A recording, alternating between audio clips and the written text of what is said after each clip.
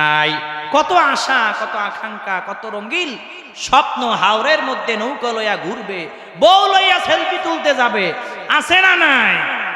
যুবকদের জন্য 2 মিনিট ওয়াজ করে লই। যাদের ছেলেদের বয়স 22 থেকে 23-24 হয়ে গেছে, এদের জন্য বউ আইনা দেন, বিয়া করাইয়া দেন। যাদের মেয়েদের বয়স 17 বছর হয়েছে, 17, 18, 19 হয়ে গেছে, বিয়া দিয়া দেন। অনেকে বলে হুজুর পোলারে যে বিয়া দিতে কইছেন খাওয়াইবো কেডা, ও তো নিজের ফায়দা দাঁড়ায় না। তা আমি বলি আপনার ছেলে কি মানুষের ফায়দা দাঁড়াইয়া রইছে নাকি? কথা বলে না, সে তো নিজের পায়ে দাঁড়ায় আছে, ঠিক কিনা জোরে বলে? নিজের পায়ে দাঁড়ায় রয়েছে না। হুজুর ছেলে বাদাম না, কাম করে না, টিকটক করে, গেম খেলে, আড্ডাবাজি করে, মাঝে মধ্যে একটু টান দেয়, আর কি টান দেয়, সিগারেট টান দেয়। আমি বলি আপনার ছেলে আজকে বাদাম আছে না, ছেলের জন্য বউ এনে দেন, দেখবেন কালকে সকালবেলা কোদাল কান্দ লইয়া খেতে গেছে কাম করতে, ঠিক কিনা জোরে বলে? এখন 2টা ভাও আছে, যেদিকে মন চায় সেদিকে জায়গা, কোনো ধরাবান্ধা নাই।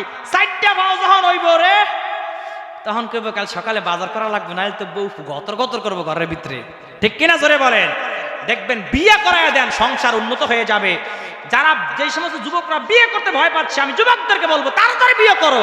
তুমি এখন টাকা রাখতে পারো না, পয়সা রাখতে পারো না, টাকার মালিক হইতে পারো নাই, বিয়ে করো, আল্লাহ তোমার সংসারে বরকত বাড়াইয়া দিবে, রিজিক আরো বৃদ্ধি করে দিবে। আল্লাহুম্মা আমিন বলে, জোরে কোন আমিন। যুবককে বিয়া করাই দিবে। যুবকরা হুজুর বিয়া যে করতে কোন, বাপ মায়ে তো দেয় না।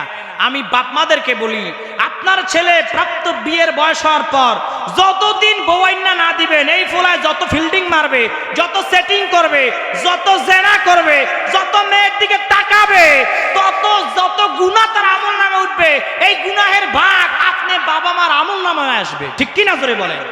কিয়ামতের ময়দানে আসামির কাঠগড়ায় দাঁড়ায় যাওয়া লাগবে। আল্লাহ বলবে ওনার বয়স হয়েছিল, মেয়ের বয়স হয়েছিল, বিয়া দাও নাই, জেনা করছিল, যা ওই গুনার কারণে তোদেরকে আমি আল্লাহ জাহান্নামে নিক্ষেপ করে দিলাম। নাউজুবিল্লাহ পড়েন দেখি আর কেডা।